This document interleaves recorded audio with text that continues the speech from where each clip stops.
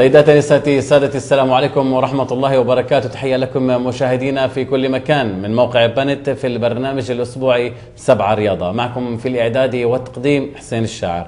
وقبل أن نستهل برنامجنا نرحب بضيفنا في الاستوديو مدير فريق خاعكا سامي خرينو. مساء الخير. مساء النور. سامي، سنتحدث اليوم عن عدة فرق في درجات المختلفة، ولكن سنخصص قسط كبير لفريق خاعكا. ولكن قبل كل ذلك برنامجنا سنتحدث أيضا عن الدرجة الممتازة. فريق الأهلي أم الفحم خسر نقطتين هامتين في عقر داره أمام فريق بوعيل هرتسلية في الوقت القاتل للمباراة. وفريق خاء الناصرة خسر جميع نقاط المباراة في مباراة الدرب أمام نتسير تعليت. أما فريق شباب الليد عاد بنتيجة تعادل من نتسيونا.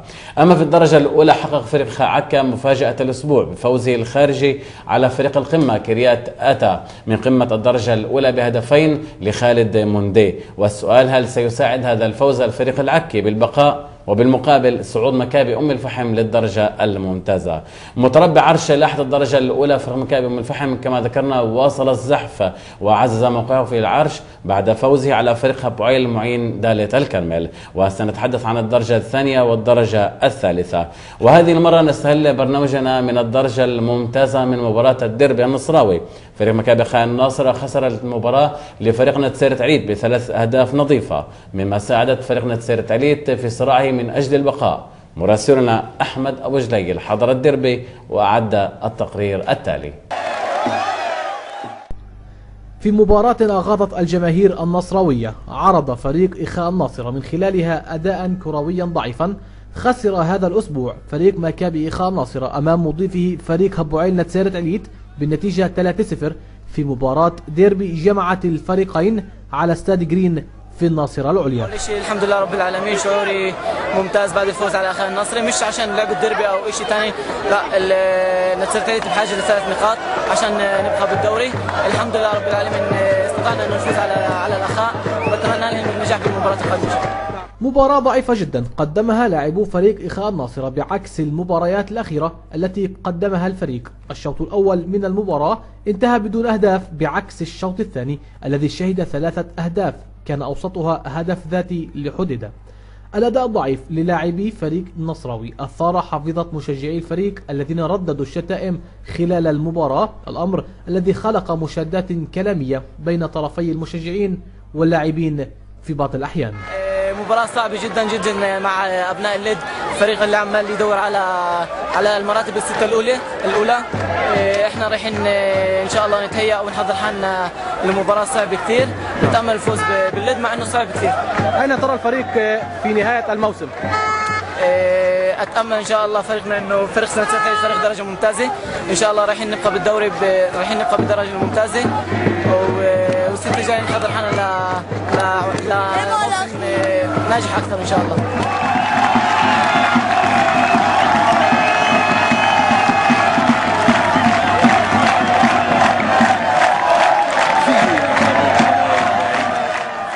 وفي مباراة أخرى كان من المفروض أن يفوز فريق الأهلي أم الفحم مع مدربها الجديد الكابولي مروان ريان، إلا أنه سجل في مرماه هدف التعادل في الدقيقة 96 وسط احتجاج كبير من قبل الطاقم المهني في أم الفحم، وخاصة بعد تفوق الفريق المحلي بهدفين مقابل هدف لينتهي اللقاء بالتعادل هدفين لكل فريق. مراسلنا أحمد أبو جليل شاهد المباراة ورصد ردود الفعل. نبيل حلوك مدير فريق الأهلي أم الفحم، طبعا نبيل اليوم مباراة أمام هرتسلية، بداية وقبل المباراة كيف يعني تصف لنا وضع الفريق الحالي في المرتبة قبل الأخيرة؟ والله لا شك أنه وضع الفريق صعب كيف موجود اليوم باللائحة. مباراة اليوم بدناش نقول فاصلة ولكن مهمة ضد فريق اللي يطمح أن يكون في البلوف الأعلى. احنا مستوانا نزل كثير بعد ما ضشر مدرب أبي سبق. بتأمل انه اللعيبه يعودوا لنفسهم ويحققوا الانتصارات، لانه الوقت بمرق واحنا فيش المباراه المتبقيه هي قليله جدا، فمشان نضلنا في الدرجه الممتازه والفريق يرجع لموقعه المضبوط لازم يبدأ يحصد النتائج، وإن شاء الله اليوم بتكون فتحة خير، لأنه آخر فوز كان لنا ضد أبو علي الهرسلية، وبتأمل اليوم نرجع نفوز ضد أبو علي الهرسلية. محمد أبو ريا لاعب فريق الأهلي أم الفحم وهداف الفريق. طبعا محمد، بداية يعني سلامات، طبعا أنت مصاب واليوم تشاهد المباراة عن بعد. مساء الخير لك ولجميع المستمعين والمشاهدين. الفريق اليوم مزبوط، أنا في إصابة من الأسبوع اللي فات، الأسبوع السابق مع فريق الأخوة عرابي بالدقيقة الخامسة. أصبت بقدم اليسرى، واليوم أنا أشاهد المباراة من المدرج. نعم، شو توقعاتك بداية المباراة؟ توقعت إنه إحنا اليوم فريق اللي هو عمال ينافس إنه إحنا نضل بالدرجة الممتازة. اليوم الفريق هو بوضع كثير صعب، إحنا مجبورين اليوم نيجي نعطي مش 100%، لازم نعطي 200 و 300% اللي إحنا نضلنا بفريق بالدرجة الممتازة. يعني الفريق اليوم ضل بعد الهرسلية، اليوم مجبورين إحنا بالبيت نحصل على 3 نقاط، وإن شاء الله نطلع كيف بيقولوا المشوار جديد، وإن شاء الله إنه راح نفوز اليوم، لأنه الأجواء كيف أنا شايف منيحة، واللاعبين اليوم مع إنه في لاعبين ناقصين مثلي أنا، وفي كمان قاسم محميد، وفي كم من لاعب اللي بيلعبوا بإصابة، بس إن شاء الله لازم إنه نغلب اليوم. أما فريق شباب الليد الذي ضمن بشكل شبه نهائي بقائه في الدرجة الممتازة، حيث عاد بنقطة ثمينة من مباراته الخارجية أمام نيتسيونا. وللتذكير، بعض الفرق لم تلعب أمس السبت وستلعب خلال الأسبوع. هكوة حميدار أمام الأخوة عرابة في الفرصة الأخيرة لفريق الأخوة عرابة من أسفل اللائحة. كذلك مباراة رمات شارون أمام باتيام، وريشن ليتسيون أمام بيطار شمشون تل أبيب. سامي، يعني هذه الدرجة الممتازة، مكابح خير النصرة، شباب الليد، بالرغم من خسارة خير النصرة، الفريقان ضمنا بشكل شبه نهائي في الممتازة مرة أخرى. نعم، كيف احنا شايفين أخي حسين أنه في الدرجة الممتازة القصد الكبير يعود للتجربة. نعم. واللي إذا بدنا نمشي حسب المواقع في اللائحة الدرجة الممتازة، احنا شايفين أنه شباب الليد وأخاء الناصرة، بغض النظر أنه أنزل لهم 9 نقاط، نعم أي نعم، فإن ضمنوا البقاء مبكر، وهذا يعود إلى تجربة الإدارة واللاعبين والطاقم المهني. كذلك في شباب الليد في الدرجة الممتازة. ولكن أم الفحم وعرابي، أم الفحم وعرابي كيف قلنا احنا كمان قلبنا بوجعنا عليهن، بأنه فريق عربي، فقلة التجربة في الدرجة الممتازة نتائجها بينت. فبتأمل انه يلخصوا الامور عندهم ويستفيقوا باسرع وقت عشان ما يكونش متاخر. يعني بس شفت من كلامك يعني مش شطاره الواحد يطلع درجه. لا، انك تطلع مش مشكله، المشكله انك تضاين وتبقى عده سنوات. فانا بقول كل فريق يعني خذ مثل جدة الاهلي ب4 سنين طلعوا 4 درجات. نعم، وأيضا سامي نشكرك في هذه المرحلة. نشاهد معنا مشاهدينا على لائحة الدرجة الممتازة بعد 27 مباراة. في المرتبة الأولى أبو علي كفار سبا 59 نقطة، في المرتبة الثانية رمات هشرون 56 نقطة، في المرتبة الثالثة مكابي هرسلية 46، وفي الرابعة ريشن ليتسون 43 نقطة، في الخامسة بار عنان 43 نقطة، في السادسة هرسلية 43 نقطة، وفي المرتبة السابعة نيتسيون 42. بينما حافظ فريق شباب الليد على المرتبة الثامنة 38 نقطة، ومكابي خير الناصر في المرتبة التاسعة 32 نقطة، وفي بيطار شمشون تل أبيب في المرتبة العاشرة 28 نقطة، في المرتبة الحادية عشرة مكابي بير السبع 26 نقطة، وباتيام في المرتبة الثانية 10 مع 23 نقطة، نتسيرت عليت بعد الفوز بالدربي في المرتبة الثالثة 10 مع 22 نقطة، وفي المرتبة الرابعة 10 هكوة حميدار 20 نقطة، وفي المرتبة قبل الأخيرة الأهلي أم الفحم 18 نقطة، وفي الأخيرة الأخوة عرابة مع 8 نقاط. إذن بعد الدرجة الممتازة نهبط إلى الدرجة الأولى، وهنا الإثارة تزداد من أسبوع لآخر.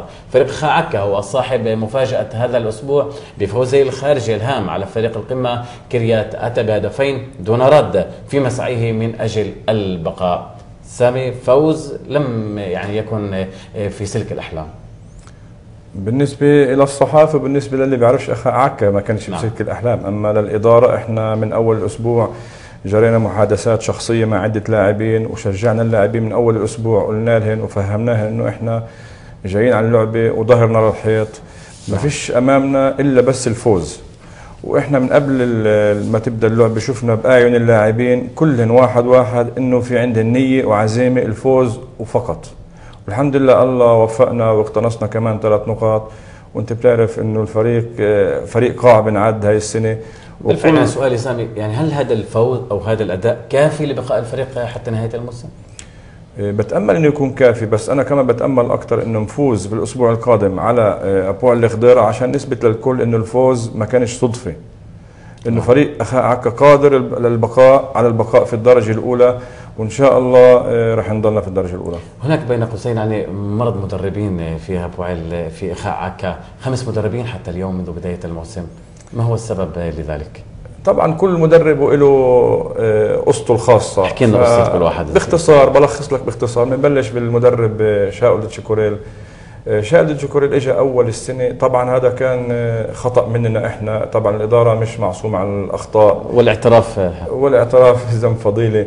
فشاول ديتشيكوريل درب في الدرجه العليا وفي الدرجه الممتازه، فاحنا فكرنا انه يكون له تأثير على اللاعبين ويجلب معه لاعبين. شاول ما اجلب لاعبين مع هذا الفريق، ما جلب لاعبين، وهو نفسه اجى قبل ما يبدا الموسم، اجى اعترف وقعد عمل جلسه مع الاداره وطلب انه يستقيل لانه ما فيش عنده معلومات كافيه عن الدرجه الاولى، فبدوش يورطنا في القاع، فطلب انه يستقيل. فاحنا لبينا طلبه، ما وقفنا الطريق. هذا اول مدرب. هذا اول مدرب. فاجى المدرب الثاني وراه، عدنا للمدرب اللي طلعنا السنه من درجه ثانيه لدرجه اولى، المدرب هاني رشيد. طبعا هاني بلش في فوزين متتاليين، بعدين اجى وراه 6 خسارات متتاليات. فاحنا طبعا كمان هاني قلبه على الفريق، هاني بيحب الفريق واحنا بنحب الفريق، فقلنا انه 6 خسارات متتاليات كرة ثلجية تتدحرج، فمش منطق. المنطق بقول انه لازم نعمل كمان هزة، فمش عيب انه الواحد المدرب ضحية. طبعا ما احنا كيف قال بفرصه قبل قال هاني انه النجاح في وراه 100 ابو، بس الخسارات في وراها ابو واحد اللي هو المدرب. فاحنا احترمنا رايه كمان، الاشي كان تناسق معه. انه المدرب الثالث كان هو نسم إدري. نسم إدري درب وجاب نتائج من 5 مباريات اللي هن 15 نقطة، جاب 11 نقطة. فلأسباب شخصية ما حبش يعرفنا عليها، طلب انه يستقيل، مش مشكلة إدارة ولا لاعبين، طلب انه يستقيل، فاحنا لبينا طلبه. بالنسبة للمدرب الرابع، قصته تتشابه مع المدرب الثاني هذا إرشاد، اللي هو دربنا 5 مباريات و5 مباريات اللي هن 15 نقطة، جاب لنا بس 2 نقطة. غير كافي. الأرقام بتحكي، يعني ما بصيرش إنه مدرب من 15 يجيب لنا 2 نقطة ونخليه يدرب. فبرضه نفس الشيء في تناسق معه، اتفقنا إنه ينهي عمله بفريق الأخاء. وأنا برجع بقول انه مش عيب. اليوم تم التعاقد مع فريد تم التعاقد مع فريد سخنيني، هو مدرب عنده تجربه بالدرجه الاولى.